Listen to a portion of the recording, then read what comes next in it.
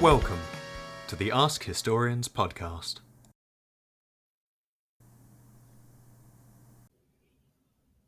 Hello, and welcome back to the Ask Historians podcast. I'm user SteelCan909 here interviewing with someone else once again. And I'm going to go ahead and let them go ahead and introduce themselves so that we can jump right into the topic of the day. Thank you so much for having me. So my name's Jeannette Patrick, and I'm the co-head of R2 Studios at the Roy Rosenzweig Center for History and New Media at George Mason University. So essentially, I oversee podcast productions for a history podcast studio at George Mason University. We have a number of different podcast series that cover different topics and time periods of history. You can find all of them at r2studios.org. A couple of the shows that we've had host Catherine Garrett of Your Most Obedient and Humble Servant was on a previous episode of this series. And so that's a women's history podcast where we look at 18th century women's history. We do deep dives into different documents.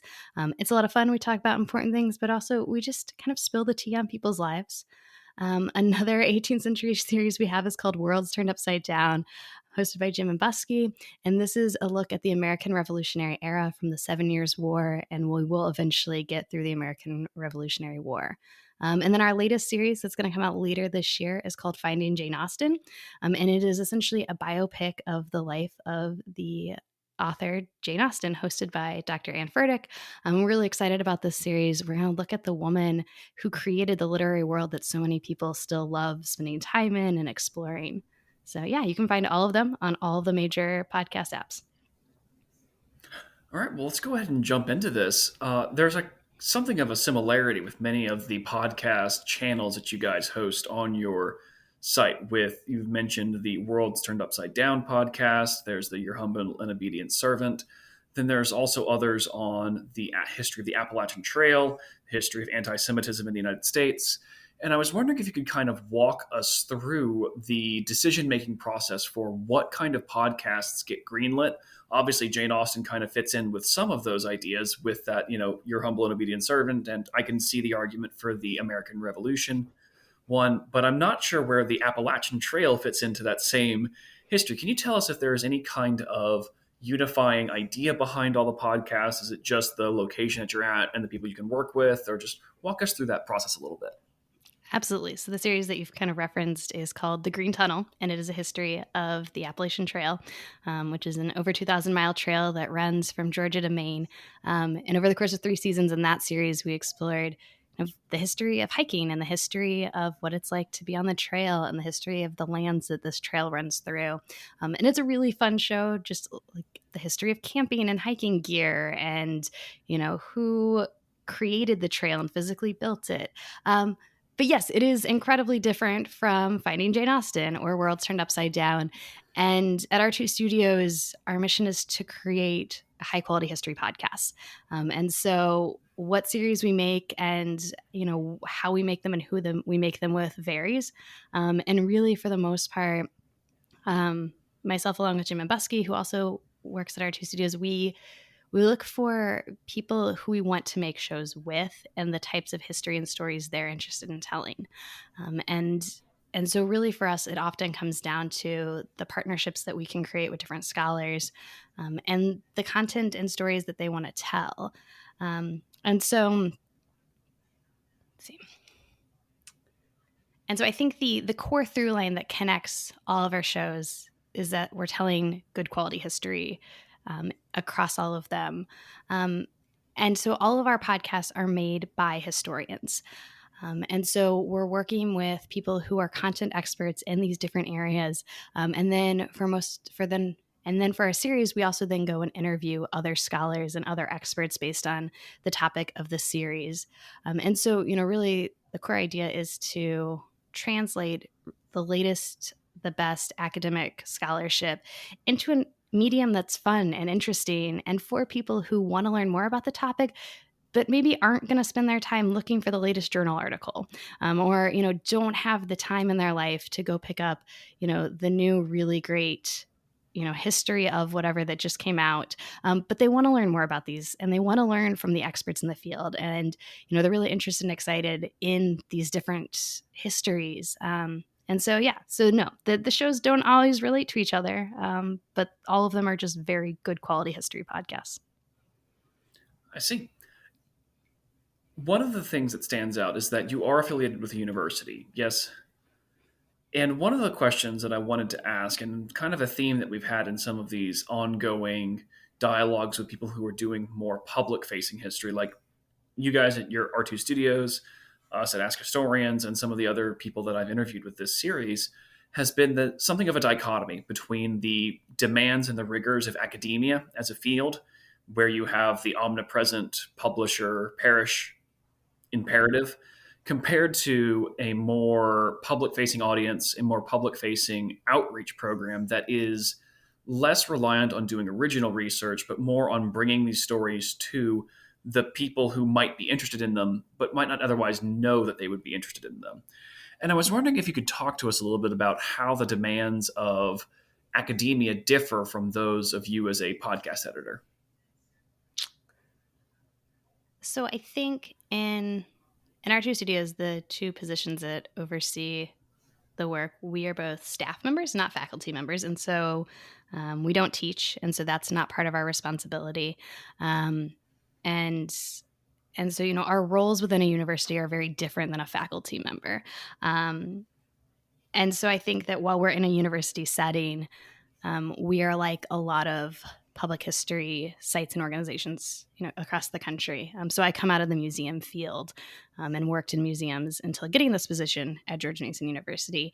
And so, for us, I see it as more, we're doing public history inside of a university setting, which does, give us, access to different things, different resources. But because of how the studio is set up and because we are inside of a history research center, we also have kind of the flexibility to explore different types of histories. So as you pointed out before, a lot of our shows don't seem to necessarily relate or connect to each other based on the topic or the time period.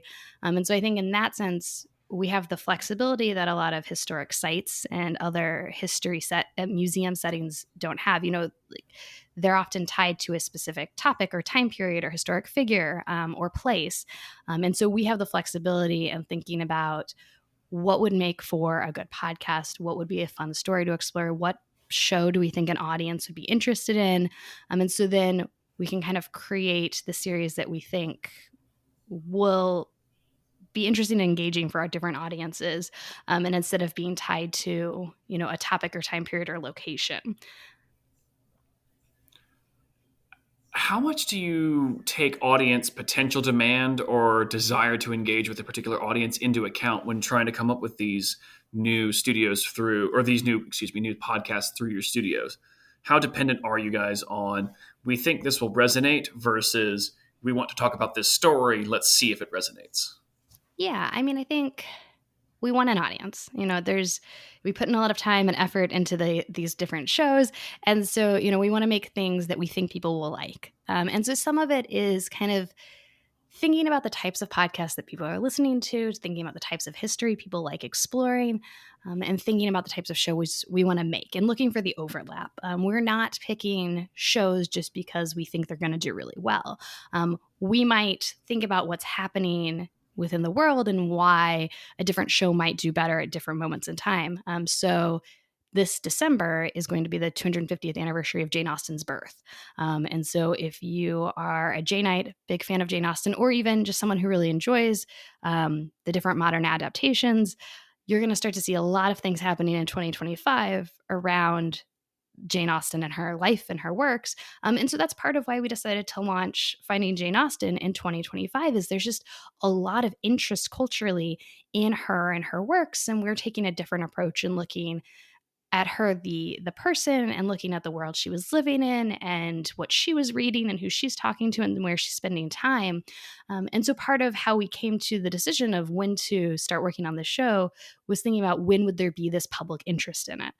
But it was because there was an idea that we were excited about, a scholar we really wanted to work with, new research that we could incorporate and share with an audience.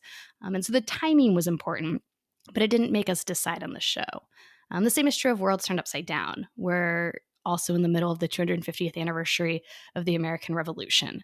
So we've already passed the 250 of the Boston Tea Party, and in 2026 we'll have the 250 of the Declaration of Independence. And so you have all of these anniversaries happening.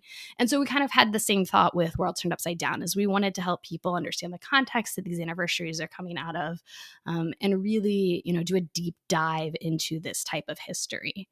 But then, like the history of the Green Tunnel, the 100th anniversary of the Appalachian Trail was similar, but really it was a show that there's a really active hiker community. And so we spent a lot of time finding and working with the hiking community that existed on different social media platforms. And so, it's thinking about also who do we want to reach and where are they? And so how can we help bring the content we're creating to an existing audience? And so, I think we always think about the audience as we create these, but we're not necessarily creating a show because there is an audience, but it's us finding the audience that's already out there. I gotcha. It's kind of interesting. I've spoken to several other people about this who kind of do this public facing, and I've heard the gamut of opinions. I've heard, I do this because this is coming out. I've got a sponsorship deal with them and I'm going to strike while the iron is hot. And then I've heard, I rotate through these 6 topics every year. And at this time of the year, this is the topic that I set out I'm going to do. So that's the topic I'm going to do, whether it does well or not. And it's kind of interesting hearing that particular thought process that goes into deciding the nature of the relationship between this is the audience that I want to have, this is the audience that I know I have, this is how I want to reach an audience that I think is already out there. And one of the things that you mentioned that I think is going to become very pertinent in the next several years is going to be things like anniversaries of the American independence movement, which will be interesting to see over the next couple of years. And I'm kind of curious, how do you find yourself navigating through topics that could be, I don't want to say politically fraught, though that obviously does apply, but the idea that there's going to be a lot of baggage coming with some of the things that you're talking about. For example, I'm not sure there's going to be many people who go into the Appalachian history podcast and say, I know what I want to hear. But when you're dealing with things like the American Revolution or Jane Austen, you're going to be running into audience expectations, into broader cultural zeitgeist, and a whole bunch of other things that are going to play a role. Can you walk us through a little bit of the behind the scenes process of, okay, we need to talk about the American Revolution. That's what our process is. Oh, November 2024 just happened. What now? And I think this is where we rely on our skills as historians. And because, we're based at the Roy Rosenzweig Center of History and New Media, everything we do around different types of digital history projects is based in the scholarship. And that doesn't mean that the contemporary doesn't impact what historians are doing and saying. But I think for us, we're thinking about, in the case of World Turned Upside Down and the American independence and those anniversaries, we're thinking about, what does the latest scholarship tell us about what happened in the past? And I think part of the idea of this show is taking people's conceived notions of the War for Independence and 13 colonies and turning them upside down. We want people to come in with these ideas and we want to help expand them. We want to help them understand the wider history of what's happening, because we do have really important figures and people whose stories are included in this series, but we also want to tell stories that people haven't heard, things that are interesting and happening that are not in the American history high school books, because there's not enough space and there's not enough room to tell all of these stories. With World Turned Upside Down, we have so much more space that we can dive deeper into different moments and places, and we can look at places that are outside of the 13 colonies but are still playing hugely important roles in this era. And so, we understand in a lot of cases what people are coming in, having learned in their history classes. And then we want to help them unpack that, and we want to help them just learn more in different histories. And so often it's just that people have not had the opportunity to dive deeper into these, or that, we're just focusing on a different geographic region than people often associate with, the War for Independence and the Revolutionary Era. We spend a lot of time in the Caribbean and in Canada. And today when we think of, that era, scholars are always thinking of those geographic pieces as an important part of that, but that's not the common narrative outside of those communities. And so we're just kind of helping look at the latest research and bring it into conversation with what people have been traditionally taught. When it comes to the actual conduction of these podcast series and so on, what is your role in this? You mentioned that you're an editor. What does that actually look like on a day-to-day? What's your 9 to 5, basically, when it Yeah, comes to putting together historical podcasts? And again, on a relatively wide breadth of topics, some with some kind of connective tissue, others that are a little bit more out of left field. But like, what does your process, your involvement actually look like?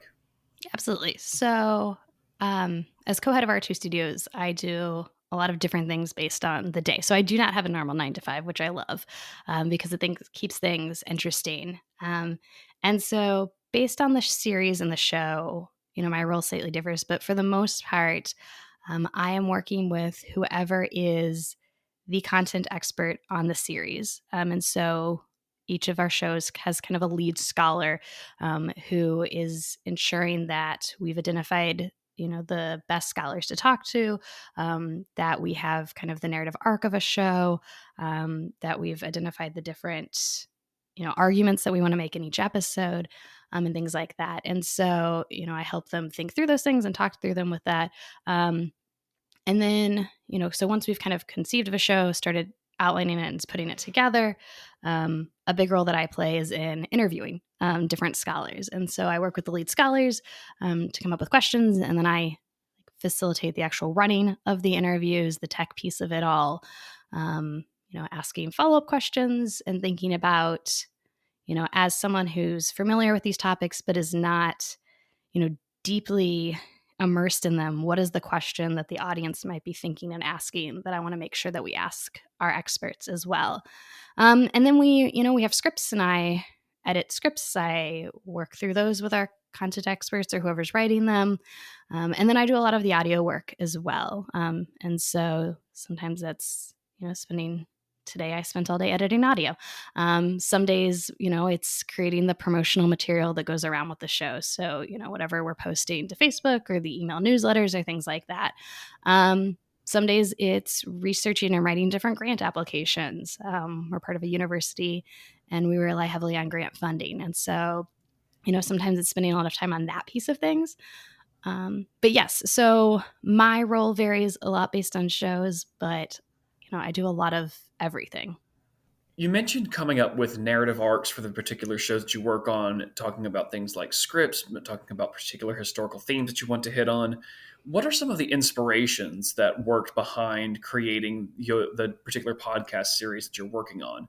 Whether they're other podcasts, TV shows, books, monographs, whatever the case may be. Oh, good question. I think there are different things for different aspects of different series. I think a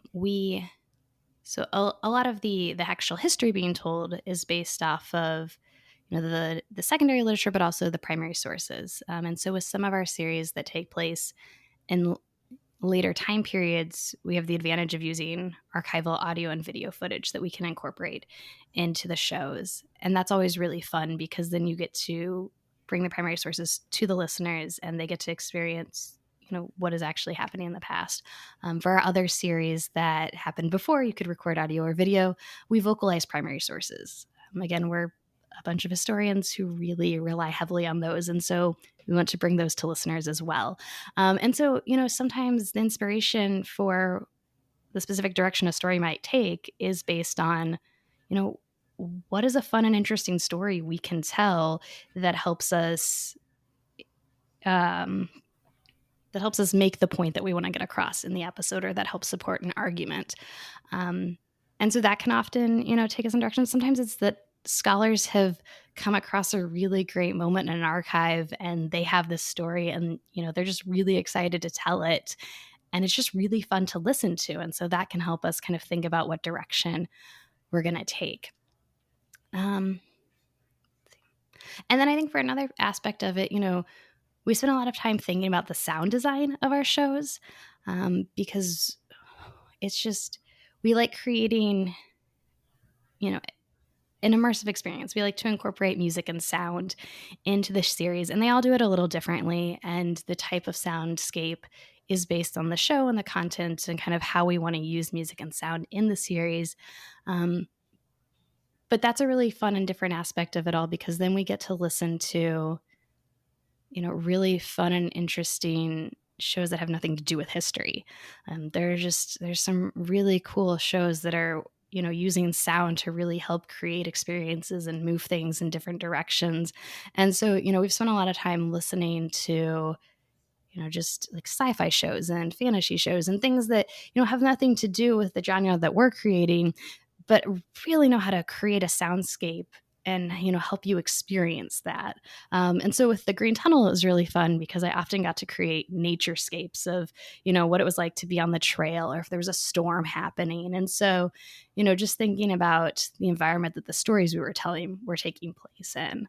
And the same is true with Worlds Turned Upside Down. Our opening kind of gambits in those is often a fun immersive experience, where you kind of feel like you're in that moment thinking about what the story is that we're talking about. And so I think we draw inspiration from lots of different places, kind of based on what aspect of podcasting we're working on. When it comes to the soundscape idea is actually rather interesting, I find. That idea of using the different types of sounds that we associate with different things to create narrative, mood, ambience, etc. Can you walk us through that process a little bit more? So then are you using mostly sounds that are coming, you mentioned archival footage? I'm sure there's other databases and so that you guys are drawing from as well. And is it any of it being composed by you guys? Like, what is the process for creating those soundscapes? Yeah, so depending on what type of soundscape we're trying to create, with the Green Tunnel, we were able to go out along the trail and actually record different moments of the day, different places on the trail, and so we were able to incorporate the footage we actually collected into different episodes. But we also use a sound library, and are able to pull sound effects that way. And sometimes it's just they have period appropriate, gunshots that, we're not going to be able to capture, but are really important for a Revolutionary era show. But with others, like and we're intentional. Like we make sure that if we're incorporating bird noises into the Green Tunnel, that we didn't pick a bird that is only found in, Eastern Europe or, wherever. We want to make sure that we are, creating a realistic soundscape, or things like one of our original series, Consolation Prize. I was working on an episode that looked at, had incorporated World War I submarines. And so I spent a really long time looking through different archival audio collections, trying to find audio of a World War I era submarine, because the audio recording existed then. Submarine, like all of the different pieces were there. And I finally talked to this great archivist who was like, "You're right, sound recording did exist at the time, but the machines were really big. And so it seems unlikely that someone actually did record the interior of a submarine from this era, because it just would have been a logistical, complicated process." And so, we then didn't end up using underwater sounds for that one. And so we're not so tied to things where, we wouldn't have used underwater because it didn't come from the exact right thing, but we don't want to use something that is, so inaccurate that, it's, once you hear it that it's wrong, it takes you out of the moment. And so we're trying to build soundscapes that are realistic and that, won't distract a listener in a way that, they then start to question other pieces of the story. But yeah, it's a lot of layering different types of sound. It's thinking about, what do we want the sound to convey? What emotional impact do we want the music to have? And then, working to layer those, and then, sharing drafts internally and deciding if it works or if it didn't work, if we need to change pieces. Making sure that the music and sounds aren't distracting from the stories we want to tell. Sometimes it can be really fun and exciting, and then you realize, the music is actually overpowering the story. So yeah, it's a lot of, just playing around with until we get something that we like. Of the various programs that your studio is working on right now, are there any that are your particular area of interest when it comes to historical topics? Are there any that are things that you kind of discovered that you have a really big interest in now that you've started working on them? And are there any that are just like, okay, gotta knock out the next episode of this one? Well, I definitely don't feel that way about any of the series. So I'm not the content expert of any of our series, and in part that's because I really enjoy having the role where I get to work on all of them and I get to kind of, double check that everything is accurate. So there are different aspects of the types of history that I really enjoy exploring in the different shows. And since I get to spend a lot of time in the interviews with our experts, then I get to ask the questions of the things that I'm most interested in. So one of the things that I am always fascinated by is material culture. And so anytime we're talking to a scholar who can talk about, using different types of evidence in their research, I always get really excited. And so, material culture is just, thinking about how we can learn about the past through different types of objects. And so, and then it's even more fun when the scholar who is investigating these types of sources is also a practitioner. And so I've had the opportunity to interview a couple of scholars who were also like professional chefs. And so as food historians who've also worked in kitchens and been trained to, do these skills, they come at different artifacts in ways that they come at different sources in ways that someone who has never really used a cookbook, just doesn't appreciate or understand. And so at one point, one of them was explaining to me, just the importance of like looking at a physical cookbook and how it's important to pay attention to like which pages are the dirtiest. Because, it's easy to then assume that those pages were probably most often used, or were referenced a lot, or, are just more common. And that's one of those things, of course, like my favorite recipes in my cookbooks are also the dirtiest pages because they're open all the time and they get splattered. And so the same thing with, I was talking to a woman for one of our series that she sews, and she was looking at a piece of early 19th century clothing, and someone was explaining the process seemed incredibly complicated and that it would just take a lot of time. And so she asked them, she's like, well, do you sew? And this person hadn't. And she was like, no, this is actually a really simple process. And so because she brought her experience as a practitioner into, looking at this piece of clothing, she was able to better understand the skills of the people involved in creating it originally. And so I think, the things that I'm really interested in weave their way into the different episodes and different series. Or it's me suggesting different scholars because someone has come out with a really interesting new book that, I want to read and I want to talk to them. And so we figure out, does it make sense to include them in a show? Do they help us tell a different story in it, or the story we want to tell in a different perspective? So different shows have different aspects of what I'm really interested in. One of the things that's become a kind of near obsession with a lot of academic academic fields and, the broader historical community as an academic discipline has been the decline in academia when it comes to things like tenure track, when it comes to, again, publish or perish, the kind of the decline in majors in various historical programs and so on. And I'm wondering how you see yourself and R2 Studios and so on in that context of this kind of change in how people engage with history. Now we don't have people coming in and taking History 101. Now they listen to podcasts and so on instead and major in engineering or whatever other things people apparently learn about in college. Can you walk us through kind of how you see your role as a history communicator in a landscape that is seeing a very different engagement with history? Yeah, and I think some of what's happening is, new and different, but I think some of it, continues the trend of museums and historic sites have constantly, looked to see how people are how people are consuming information and content and things, and do have historically pivoted or changed or brought in new technologies to educate and engage their audiences. And so in a lot of cases podcasting is just a continuation of how people want to engage with history. And so yes, there is this, like, the profession is changing, and how people consume content is changing, but I think that historically there have always been scholars working in these different types of public history areas, helping the public engage with scholarship. And so, I think I think people who are helping find the audiences where they are and bringing them high quality content is wonderful and great. And, I think we're able to do that through podcasting.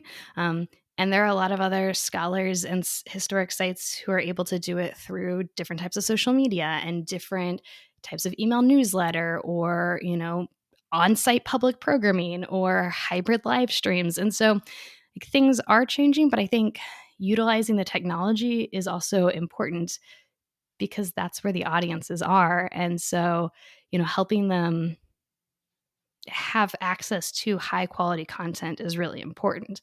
I think when scholars or institutions ignore these new spheres of areas, that opens it up for amateurs who haven't been trained or who haven't done the research to, come into the spaces and, tell stories that aren't as accurate as they should be, or, tell histories from a very specific perspective or from a very specific point of view. And so I think it's really important that scholars are in these spaces so that we can make sure that quality content is easy for people to find who are looking for it or who are just scrolling on their phone and stumble across things. But yeah, so no, I think, yeah.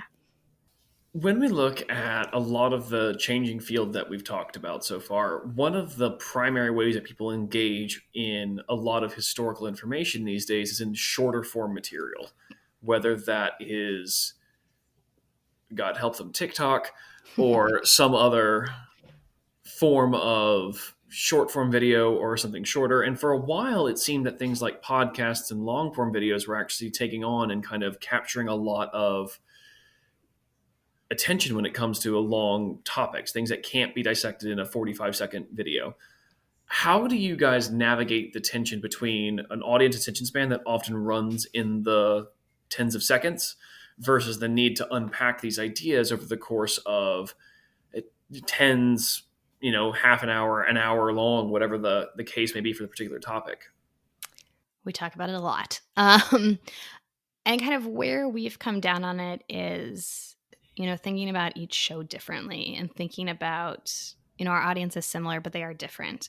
And the history we're telling is different in each one, and the style and how we're telling the history differs. And so, we kind of come up with a template for each series that we think makes the most sense. And then we pay attention to the different data and stats that we're able to pull based off of our listenership to make sure that, the idea we had about the audience holds true and that they are actually listening to hopefully the entire episode all the way through the credits. And if they're not, thinking about, okay, what changes do we need to make? Or, why didn't this episode perform as well? And so some of our shows, the episodes do run over an hour every episode, but others of our shows, episodes are consistently about a half hour. And so I think that our expectations on how people consume those shows also vary too. I mean, we think with like the Green Tunnel, most people were probably listening to an episode start to finish. They're less than a half hour. We have many episodes that are less than 10 minutes. And so, we're able to tell, a fun, interesting story, help people learn something about the history of the trail, and do it in these very small, digestible chunks. Episodes of Worlds Turned Upside Down are always at least an hour long. And initially we were worried the episodes were too long, but we have found that like our listeners listened through the entire episode. And so they're like, it might take, a few days for people to get through an episode. That might take, 2 rounds of doing the dishes or a couple of walks with their dog or, whatever it is they're doing while they're listening, to listen to an entire episode. But people seem to appreciate the length of the episode because we're able to dive much deeper into these really complex topics, and we're able to explore stories from perspectives they've maybe not heard or thought of before. And, we also still think about short form. So we have different social channels for different shows, and we look at, what 45-second clip can we pull out of this show? What author that we interviewed has a really good clip that, is interesting and maybe, gets shown to someone on YouTube who's not heard of our show before and helps hook them in and want to listen to the entire episode. So we also think about, the social media game of like how to find new listeners. But, I think people who are interested in history and who are going to take the time to find a history podcast often want more than, a 2-minute explanation of something. And so, not everyone is going to like all of our shows, and we're okay with that. But people who do really want to engage with these topics, who are interested in it, and who want, a really interesting deep dive into things, we think that we're making something that they're enjoying. It's interesting that you bring up audience metrics and so on, like that kind of what are our audience willing to tolerate when it comes to sitting through an episode, who's watching, and so on. Were there any surprises when you started digging into the metrics of your audience in terms of who was listening, how long they were listening for? Because coming from Ask Historians, we know we have a particular demographic, and it's people on Reddit, with all that entails, the good and the bad. And I'm curious about other groups who are looking at, who are audiences and how they're being reached to, because some of the people that I've talked to, especially on YouTube, they have a very particular audience that they're hitting. And whether that's the audience that they want to have or not, that's kind of an ancillary question when it comes to, well, this is the audience you have. And so I'm kind of curious, what were some of the surprises that you guys had when it came to, this is who is listening to us? Yeah, I think some of it for me was surprising that really, in my mind, long episodes, so 75-minute long episodes, did perform really well. Like, I thought that based on what a lot of the different podcast studies were saying was that audiences traditionally trail off after about 45 minutes. So I was surprised that, we did have people who wanted that long form content. And so, that was surprising in a good way. And so that has, then impacted that all of the episodes are longer than we had originally thought would be the case. I think some of it has just been interesting to see geographically where different audiences are. Some of it has been surprising, and some of it just kind of confirmed suspicions that we had about where the audience was going to be. So the Finding Jane Austen trailer has been released, and it's been out for a while. And the audience for people who are watching the trailer on YouTube has, I think it's about a quarter of the viewers are based in India, which is really exciting. And when you understand the Jane Austen community, and there's so many adaptations coming out of Bollywood, and there are a lot of print ones as well, it's not especially surprising, but it's the largest percent we have had for a show out of India. So it was exciting that, it was exciting that the series did kind of through YouTube's algorithm, results in getting a large viewership from India. So that's really exciting. And we're hoping that they continue to listen as the series starts to come out. A lot of what you've mentioned here has been revolving around this approach to podcasting, this approach to reaching an audience through expert knowledge and bringing the people the up-to-date expert opinions on historical developments.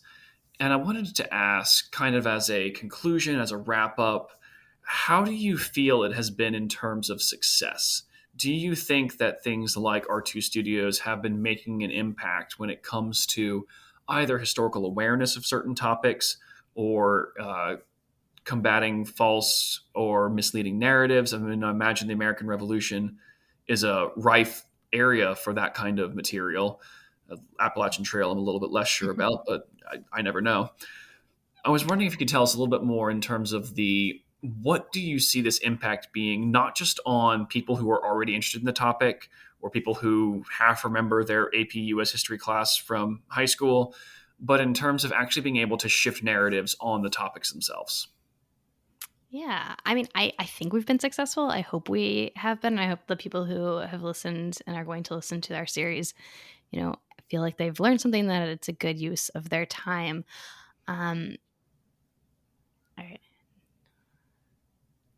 I think with some of our series, we've been able to take people who are interested in their hobby. So with the history of the Green Tunnel and the Appalachian Trail, and help them understand the deeper history that does exist there, and help them understand that there are actually moments of friction and things like, the Appalachian Trail was never legally segregated, but a huge portion of it was, and still is, was in the segregated South. And so, in one of our episodes, we tackle what it's like for people of color who are hiking on the trail and how that's changed over time, and how even today, depending on what parts of the country you're in, there are a number of, a lot of hikers still can feel very uncomfortable in different sections of the trail.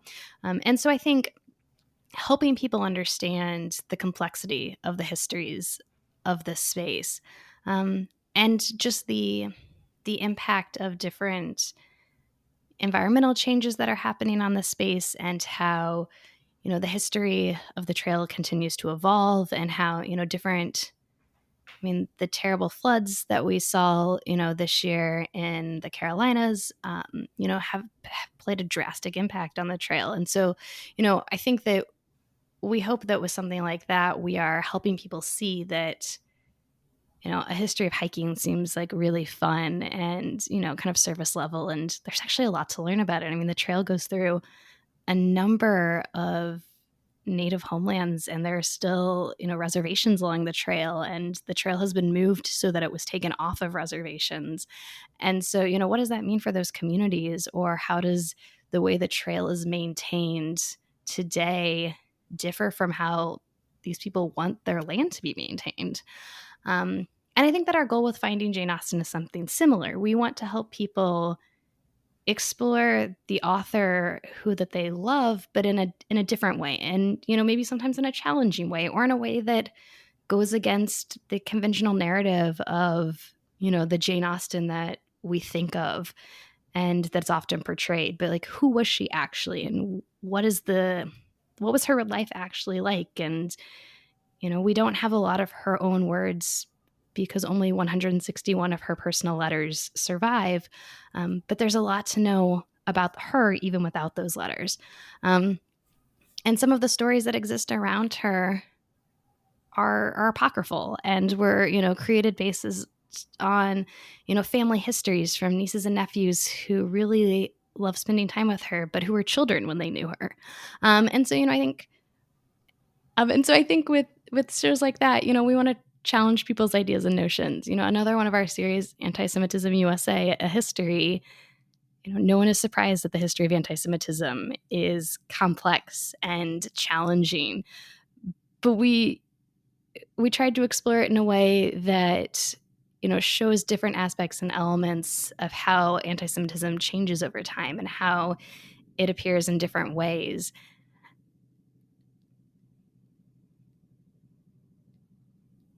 And how, despite the systematic nature of it, there are still these amazing stories and examples of people throughout our history who are fighting anti-Semitism and combating it in different ways based on the types of anti-Semitism that exist. And so, I think the goal is to take,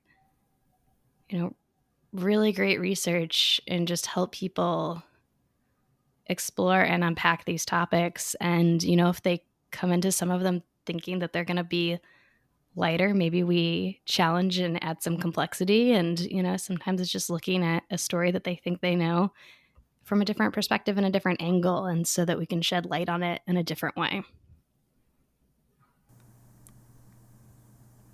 You've been listening to the Ask Historians podcast. Please support us at patreon.com/askhistorians. Find more history like this by following us on Twitter and Facebook, and by visiting us at askhistorians.reddit.com, and ask hundreds of historians and enthusiasts anything you want to know about history.